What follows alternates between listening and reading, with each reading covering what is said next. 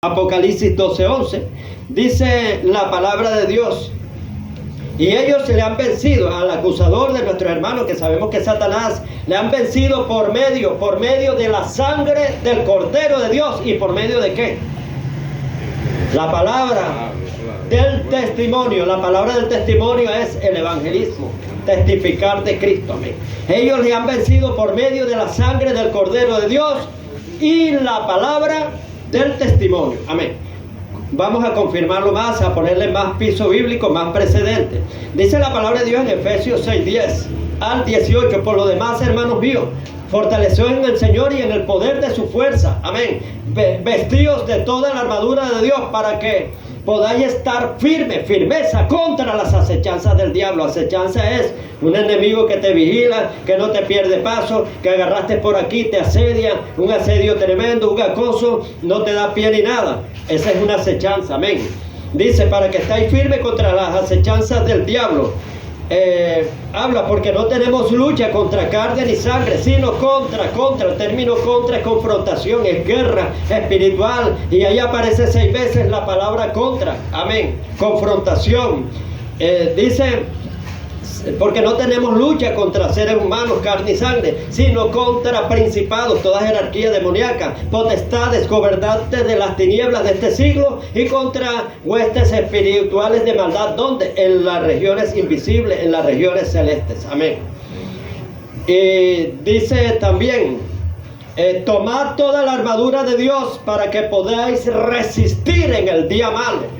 Cuando el día malo ha acabado es cuando más firme tiene que estar. Y habiendo acabado todo, es cuando más firme tiene que estar. Y vuelve y te dice, está firme. La palabra firme aparece 3 veces aquí. Amén. Y dice, está firme. Firme, ceñido. ¿Cómo vas a estar firme? La armadura te va a dar firmeza. Ceñido vuestros lomos con la verdad, que es la palabra de Dios. Juan 17:17. Santifícalos en tu palabra es la verdad. Amén. Tú vas a estar ceñido con la verdad. Pero no, la pieza física eran los lomos, pero no es estos lomos, es estos lomos aquí de la mente. Amén. Te lo confirmo por 1 de Pedro capítulo 1 versículo 13. Dice, ceñid los lomos del entendimiento. ¿Con qué entiendes tú? Con la mente. Amén. O sea que la palabra mora en abundancia en nosotros. Colosenses 3:16, que la palabra de Dios more y habite abundantemente. Amén. En nosotros. Amén. Entonces aquí es donde tú tienes que tener la palabra a diestra y siniestra. Romanos 12:2, no conforméis a este siglo, sino renovaos por el entendimiento para que comprobéis cuál es la voluntad de Dios, agradable y perfecta. Amén. Renovaos el entendimiento, ¿con qué? Con la palabra. Amén. Entonces, que la palabra more aquí. Te va a engañar el enemigo y tú tienes la palabra aquí clarita, porque te viene la tentación y hay gente que se le olvida cuando está viendo el sabroso, este es bonito, delicioso, y se le olvida la palabra. La tentación viene y te ciega, pero si tú tienes la palabra bien sembrada, tú vas a citar la palabra y con la palabra te vas a defender, como hizo Jesucristo en la tentación en el desierto, porque es la guerra espiritual. La guerra espiritual es una guerra de palabra donde combate la verdad con la mentira, el engaño con la verdad. Amén. Y Jesús se defendió de Satanás. Y vemos, o sea, con la palabra. Escrito está, escrito está, escrito está. Dice, ceñidos los lomos con la verdad. Y dice, vestidos con la coraza de justicia. Y dice, y tomad calzado los pies. Esta es, calzado los pies con el evangelio, con el apresto de la paz. Amén. Calzado los pies con el apresto del evangelio de la paz. Y dice también allá en Romanos 10:11, qué lindos son los pies de aquellos que anuncian la paz. Amén. Los que llevan buenas noticias. Esta es una pieza que llevaba el soldado romano. Amén. Llevaba las sandalias bien apretadas, bien ceñidas. Y ahí la menciona en guerra espiritual, en la armadura de Dios. Y sigue diciendo, sobre todo, no se te vaya a olvidar, tomad el escudo de la fe con que podáis apagar todos los dardos de fuego del maligno, y el yelmo de la salvación, y tomad la espada del Espíritu, que es la palabra de Dios revelada. Pero esa palabra de Dios revelada se une con oración, orando, o sea, vas a orar con la espada del Espíritu, orando en todo tiempo con toda oración y súplica en el Espíritu, y velando en ello con toda perseverancia por todos los santos. Amén. Entonces vemos, o sea, que son 7 piezas de la armadura de Dios. Amén. Número 1, ceñidos los lomos con la verdad aquí. Número 2, habla de la coraza de justicia, una pieza que cubría las piezas genitales y el pecho, corazón y otras cosas. Amén. Hablaba también del calzado apresto de la paz, o sea, las sandalias. Ahorita les voy a explicar qué significado tiene eso. Después de las sandalias venía el escudo de la fe, sobre todo, no se te va, porque el justo por su fe vivirá, y si retrocediere no agradará a mi alma. El evangelio se revela por fe y para fe. Amén. Y dice que el justo por su fe vivirá, y aquel que se le acerca a Dios cree que le haya, porque sin fe es imposible agradar a Dios. Y dice la palabra de Dios en 1 de Pedro 1:5 que sois guardados por el poder de Dios mediante la fe. Si no tienes fe, Dios no te guarda. Amén. Eso está en 1 de Pedro 1:5, que sois guardados por el poder de Dios mediante la fe. Amén. Cuando hablamos del calzado apresto del evangelio, en aquel tiempo los romanos, cuando salían a la guerra, se ponían unas sandalias. Amén. Y esas sandalias le ponían cascabeles. Y cuando ellos iban por las montañas descendiendo, corriendo, todos esos cascabeles oían. Mira, un ejército con cascabeles. Eso era un ruido que le ponía pánico al enemigo. Y al enemigo, cuando vamos, huyamos enseguida, salían despavoridos de tanto ruido, usted sabe, corriendo al mismo tiempo. Así, eso se oía con violencia. Así también cuando un pueblo de Dios entendido en revelación sale a predicar. Amén. El diablo se asusta. Inmediatamente siente esos cascabeles en el mundo espiritual. Usted no ve que cuando iban a la guerra ellos sentían estruendos y de todo el enemigo y salían corriendo. Y se confundían, se volvían locos, se mataban entre ellos. Le entraba pánico, le entraba terror, le entraba de todo. Amén. Entonces, vemos que esta es un arma tremenda, lo que es las sandalias, las sandalias del evangelio, o sea, que usted salga a evangelizar. ¿Sabe que es tremendo que usted tenga todas las piezas, yelmo de la salvación, espada del espíritu, todo, menos las sandalias? Ese es como ir a la guerra descalzo, donde hay vidrios, hay tachuelas, hay clavos, hay espinos, hay de todo. Es tremendo, hermano. Y usted se va a herir con las rocas. Pero cuando usted tiene el calzado, usted va con seguridad. Amén. Y el diablo sabe quién está evangelizando y quién no. Quién está descalzo en el mundo espiritual y quién no. Entonces este llamado es para todos. Amén. Amén. Vamos a ver ahora cómo prepararnos para evangelizar. Tenemos que, como les aconsejó él a ellos, que quédense aquí hasta que sean investidos de poder. Vámonos a la escritura en el libro de Lucas, capítulo 24.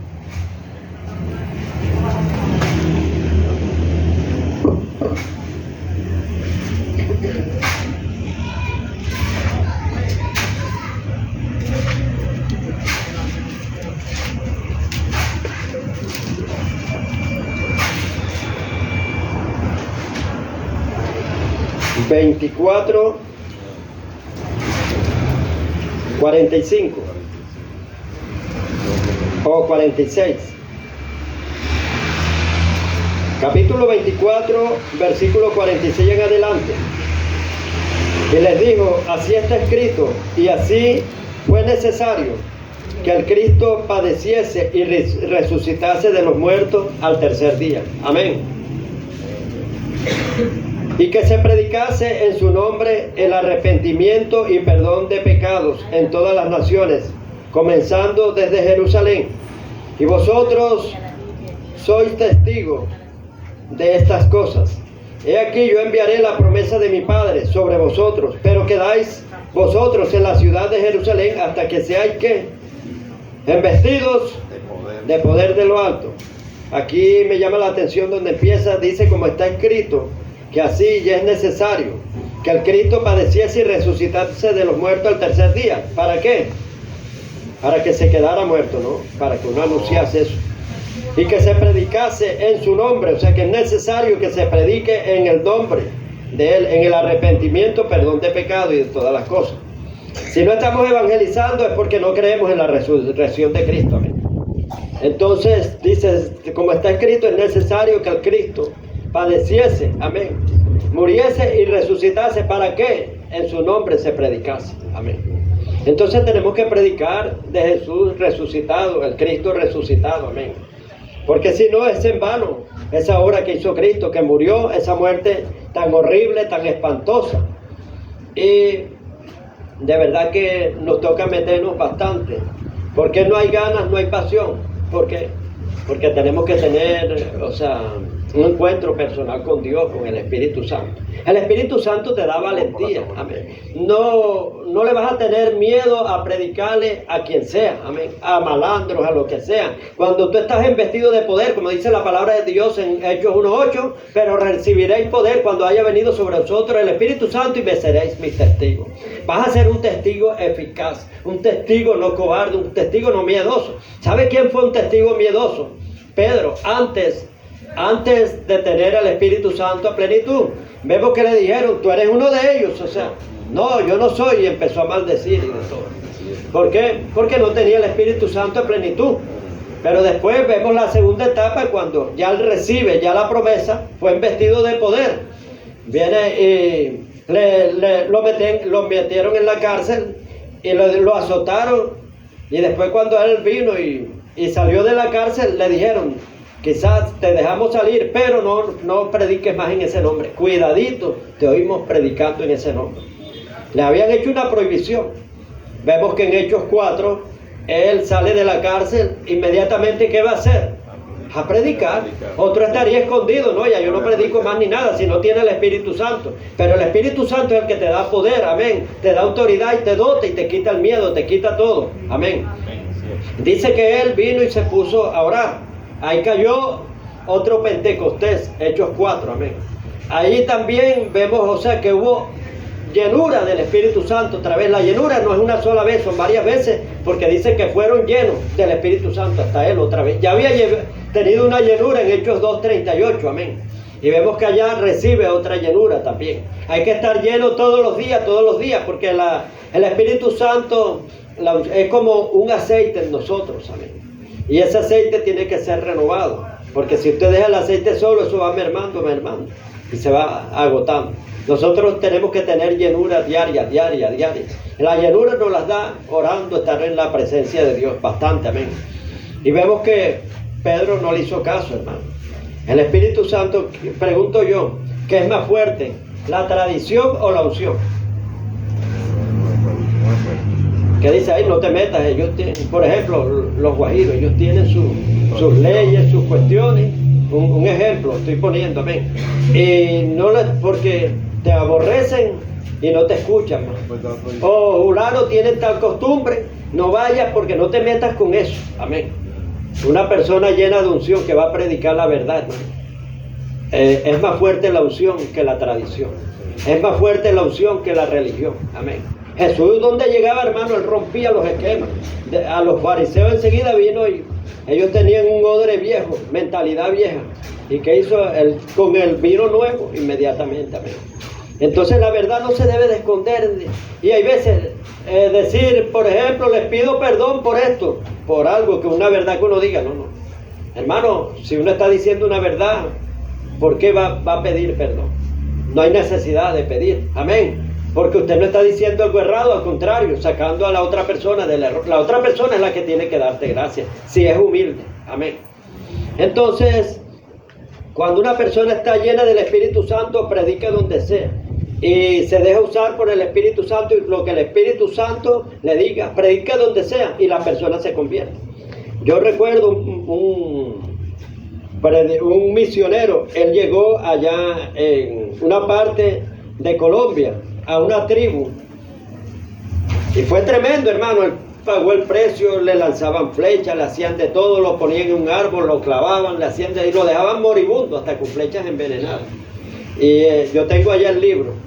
Y ese hombre, hermano, claro, Dios le había dado la visión de Estados Unidos, un gringo, que tenía que irse a una parte de Colombia. Y en ese tiempo estaba la guerrilla. Es más, que hay hasta veracidad de lo de él. Todo él lo contaba y mostraba los periódicos, noticias, mostraba de todo. Ha sido agarrado un misionero de Estados Unidos, tal y tal. Ese hombre sufrió, hermano. Lo tuvo la guerrilla secuestrado bastante tiempo, pero él llegó a esa parte. Eran indios, pero cerreros, fuertes. Y él los transformó a todos. Porque la religión, o sea, el cristianismo cambia, es cambio de vida. De ahí los hizo hasta profesionales, después se los llevaba a Estados Unidos, hizo un grupo a estudiar allá. Construyó colegios ahí, universidades, centros médicos, de todo. Ese hombre hizo una transformación porque la unción rompió la tradición. Amén. Cuando la persona está llena, hermano, no le tienen ni miedo a la muerte. A él lo agarraban, hermano, esos indios lo torturaban porque eran tribus bien cerreras y de todo fuerte. Pero ese hombre estaba lleno del Espíritu Santo. Lo mismo David Wilkerson, que le predicó a un malandro allá en el estado de Anique, que ustedes conocen esa historia, que es bien famosa. Y ese hombre se metía, hermano, a las alcantarillas donde vivían los malandros y se presentaba. Le decía a un malandro, Nicky, vete de aquí porque si no, te voy a coser a puñalada y te voy a matar. Y me puedes hacer picadillo, lo que sea. Pero cada pedacito de mi cuerpo, cuando tú lo cortes, te dirá, Nicky, te amo, te amo, te amo. Y se lo ganó para Cristo, hermano. Mire, hay que tener valor para hacer eso. Eso lo deja el Espíritu Santo, hermano. Tenemos que tener una vida de oración, hermano, y el Espíritu Santo te conducirá a toda la verdad. No tendrás miedo de predicar en cualquier lugar ni nada. Llegarás con confianza porque vas autorizado por Jesucristo. Dijo, como mi Padre me ha enviado, así yo los envío. Vas autorizado por el que no falla. Amén. El gran yo soy que te envió. Amén. Entonces necesitamos una vida de oración más fuerte. Amén. Porque, hermano, si usted llega a partir de esta vida así, usted cree que usted sea salvo. Y eso casi no lo nombran ni nada, y creen que el que no evangelizar, la persona no pierde. Para mí sí, yo lo he investigado, hermano, y he hecho estudios sobre eso, y sí pierde la salvación. ¿Por qué? Por indolente. Amén. Entonces, ese es un síntoma de indolencia, de que no le duelen las almas por las que Cristo murió. La Biblia dice, da de gracia lo que de gracia recibiste. Y vemos que Dios va a pedir cuenta. Eso está en Mateo 24, 45. Dice, ¿cuál es el siervo fiel y discreto que su amo lo pone a cargo de su casa para que le dé alimento a tiempo a los siervos? Alimento a tiempo es la palabra de Dios a una generación que está muriendo. Amén.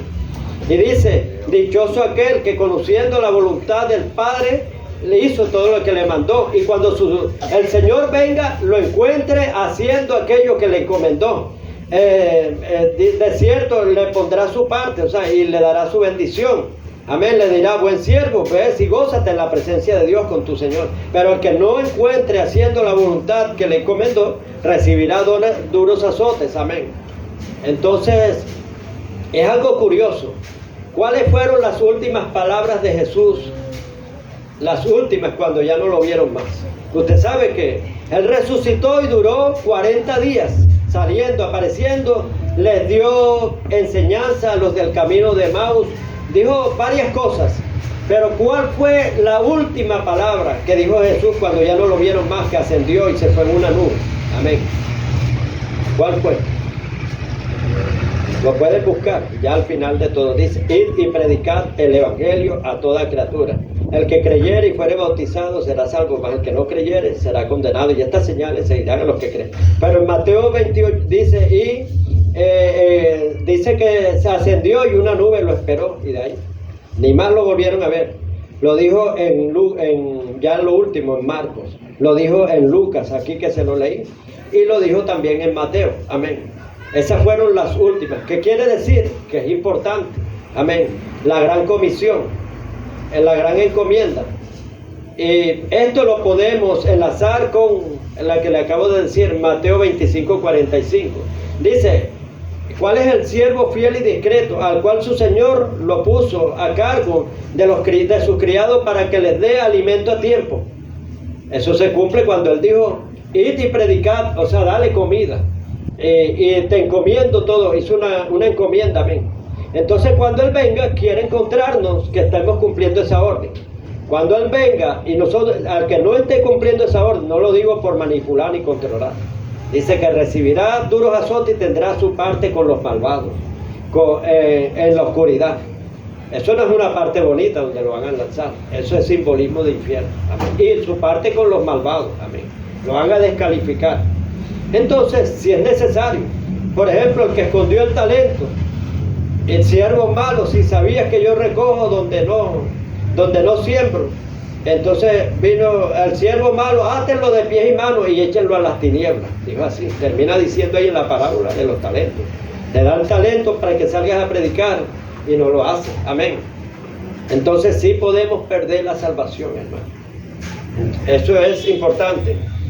Bueno, para cerrar con esto me gustaría que me acompañen a un pasaje que está en la Biblia, en Segunda de Reyes.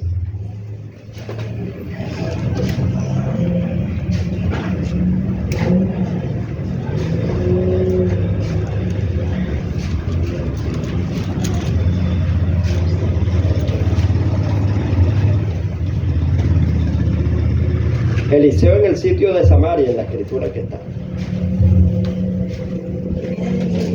6:24. 6:24. Pero vamos a empezar a leerlo desde 7:3. El 3. Pero para que se empapen, ténganlo ahí tentativamente. Desde el 7:3 vamos a empezar, pero para que ustedes tengan una noción de la historia que voy a contar, que es casi igual a la que estamos pasando en el tiempo de ahora. Amén, pero en sentido espiritual. Aquí había una hambruna en ese tiempo, estaba pasando Samaria. ¿Por qué? Porque llegaron los asirios y lo cautivaron. Empezaron ¿qué es un asedio? Un asedio es como un encierro. Las ciudades estaban fortificadas, protegidas por muros. Y como no podían reventar los muros, ellos venían y se ponían como vigilantes, le ponían arietes, baluartes y de todo. Los sitiaban. Un sitio tremendo. A veces esos sitios duraban 1 año, a veces 2 años, 3. ¿Por qué? Porque los que estaban encerrados acá, la ciudad que estaba encerrada, necesitaba agua, necesitaba alimentos.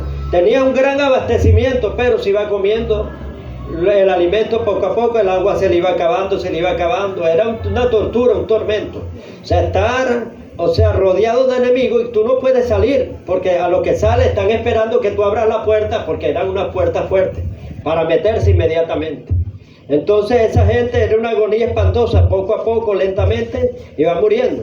Se llegó a la situación de que ya se habían acabado los recursos, no tenían nada que comer, se comían el estiércol, dice un estiércol de paloma, valía no sé qué, una cabeza de burro, de asno, llegó a valer un dineral bien grande. El que tenía por allá escondido dinero, empezaba, a comprar cabezas de asna, y el que no tenía, hermano, pasaba hambre. Es más que a mí una vez me contó una historia, mi abuelo, él le gustaba contar mi historia, me gustaba hablar con él.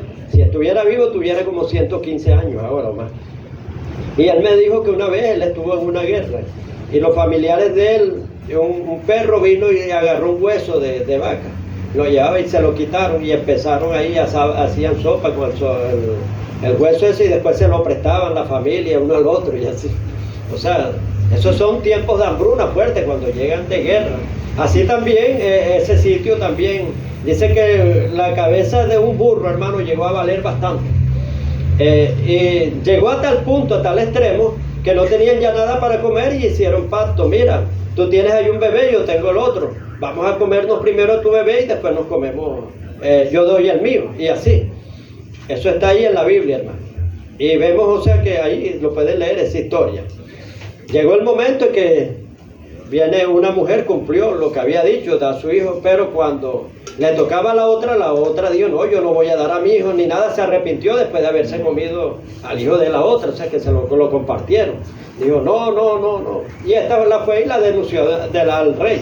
Le dijo, mi rey no sabe que hicimos pacto, la vecina y yo, que nos íbamos a comer el hijo y tal, y estamos en común acuerdo. Yo cumplí lo mío, pero ella no ha cumplido lo de ella. El rey cuando oyó esto, hermano, rasgó su vestido y Dios mío, ¿hasta qué situación hemos llegado? El hombre se sintió mal, de ver el gran extremo de la crisis, que habían llegado, la hambruna tremenda. Y entonces manda a llamar a Eliseo que viniera. Eliseo llega y profetiza. Viene y dice, mañana a estas horas se va a acabar toda esa crisis, toda esa inflación. Va a haber de sobra, va a haber de todo. Y había un rey, había un príncipe ahí donde se apoyaba el rey, que era el hombre de confianza. Dijo, y será así, como un maracucho que dice, mi alma será así. Y así de luego, tú lo verás, mas no lo vas a comer. Le dijo así. Pues, ahí es donde sale el refrán, verás, mas no comerás. Amén. Y entonces, aquí es donde empieza esta historia. Que habían 4 leprosos.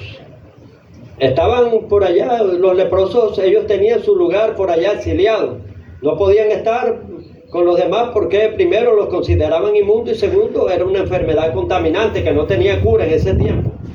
Entonces ellos también sufrieron la hambruna, se estaban muriendo de hambre. Y no podían acercarse acá. De todos modos no tenían nada que comer acá si se acercaban a Samaria. Y se les ocurrió una idea que vamos a leer aquí. Desde ahí vamos a empezar.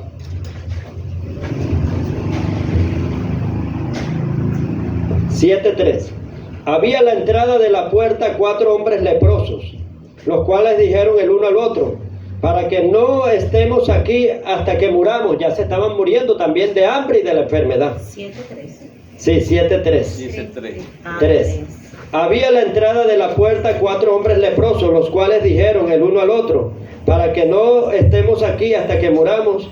Se dijeron uno al otro, si trataremos de entrar a la ciudad por el hambre que hay en la ciudad, moriremos en ella hasta. De todos modos, si entraban en la ciudad en Samaria, se iban a morir de hambre porque no iban a conseguir, pero nada. Quizás hasta palo era lo que le iban a dar. Y si nos quedamos aquí, también moriremos, o sea, quedándose ahí en el mismo sitio. ¿Qué quiere decir esto? Decisión. A veces hay que tomar decisión, ser decidido. Hay gente que espera la muerte que le llegue y no hace nada. Entonces ellos dijeron, si nos quedamos aquí, de todos modos nos vamos a morir. Y si vamos allá no vamos a conseguir comida. Pero miren la otra idea que se le ocurrió. Pues ahora, y pasemos al campamento de los sirios, o sea, al campamento enemigo. Y van a entrar a la candela, hermano. Y si ellos nos dieren la vida, o sea, que nos perdonen, viviremos. Y si nos dieren la muerte, moriremos. De todos modos nos vamos a morir aquí, dijeron ellos. No tenemos nada que perder. Más vamos a perder aquí, pero siquiera allá, de pronto hay alguna esperanza. Se levantaron pues al anochecer para ir al campamento de los sirios. Y llegaron a la entrada del campamento de los sirios. No había allí nadie. ¿Por qué? Miren lo que dice aquí. Porque Jehová había hecho que en el campamento de los sirios se oyese estruendo de carros. Si tú sales a evangelizar, en el campamento del enemigo se van a ir los demonios, hermano. Amén. Hay que decidirse a evangelizar. Estos hombres representan aquí el evangelio. Amén. Y ahorita lo vamos a ver por qué. Y dice, y se oyeron un estruendo, Jehová había provocado carros, ruidos de caballo y estrépito de gran ejército. Y se dijeron unos al otro, he aquí, el rey de Israel ha tomado a sueldo contra nosotros a los reyes heteos y los reyes egipcios, para que vengan contra nosotros. Mire, el pánico entró en ellos. Y así se levantaron y huyeron al anochecer, abandonando sus tiendas, sus caballos, sus asnos, y al campamento como estaba, y habían huido para salvar sus vidas. Cuando los leprosos llegaron a la entrada del campamento, entraron en una tienda, y comieron y bebieron, y tomaron de allí plata, oro y vestido, y fueron y se lo escondieron. Y vueltos entraron en otra tienda, y de allí también tomaron y fueron y lo escondieron. Amén. Luego se dijeron al uno al otro, presten atención, no estamos haciendo bien. Habiendo recibido estudios teológicos, estando llenos de la palabra, teniendo todo el conocimiento que el apóstol Carlos nos da, clases de todo, y otros más también, clases buenas que nos dan, llenos de mucha sabiduría. Dice, y luego se dijeron el uno al otro, no estamos haciendo bien. Hoy es día de buena nueva. Amén. ¿Cuántos creen que es día de buena nueva? Amén. Buenas noticias el evangelio. Y nosotros callamos. Estamos que no le predicamos a nadie, nada más entre nosotros comiéndonos la comida aquí. Y nosotros callamos. Y si esperamos hasta el amanecer, ¿qué dice ahí? Díganlo ustedes mismos. Nos alcanzaría. Es maldad no llevar buenas nuevas, que usted esté comiendo y comiendo y comiendo. ¿Cuántos hogares por ahí, hermano, están mal de todo? De verdad que no le dicen nada a usted, pero de verdad que hay bastante necesidad, hay crisis, hay de todo. Y dice, si esperamos hasta el amanecer nos alcanzaría nuestra maldad. Vamos pues ahora y entremos y demos, ¿qué? La buena nueva en casa del rey.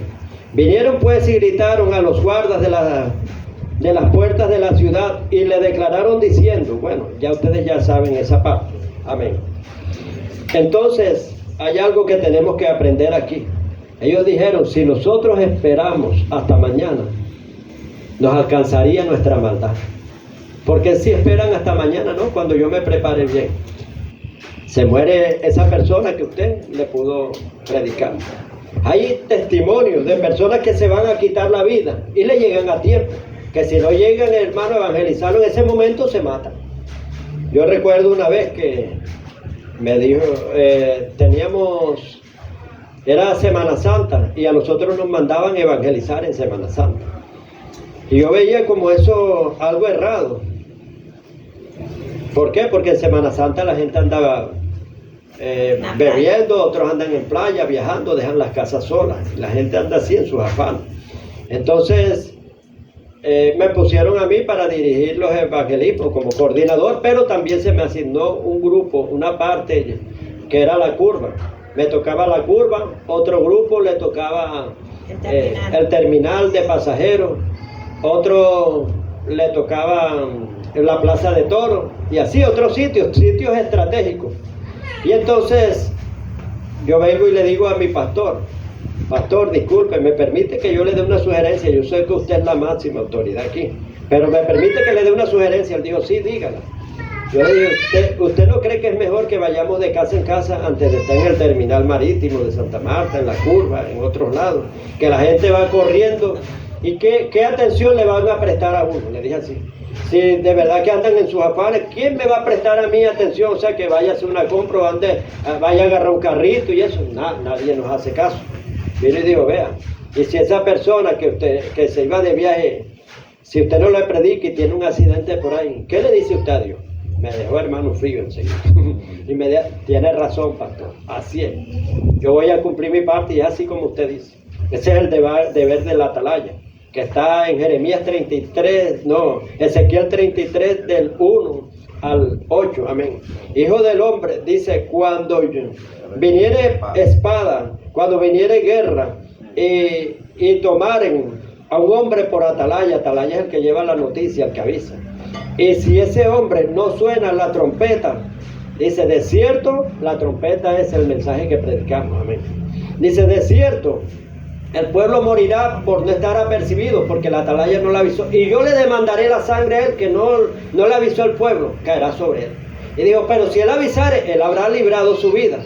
Y aquellos morirán por su pecado. Hijo de hombre, cuando yo dijera el impío, de cierto morirá. Y si tú no le avisas que se devuelva de su mal camino, de cierto él morirá por su pecado, pero la sangre la demandaré de ti. Mas si tú le avisares que se devuelve de su mal camino y él no quiere devolverse, de cierto él morirá por su pecado, pero tú habrás librado su vida. Entonces entendí, hermano, que uno tiene una gran responsabilidad. ¿Cuántas almas se están yendo al infierno? Están muriendo diariamente. Otros se están perdiendo. Dice la palabra a tiempo cuán buena es. Tenemos que llevar estas buenas nuevas ahora. Amén.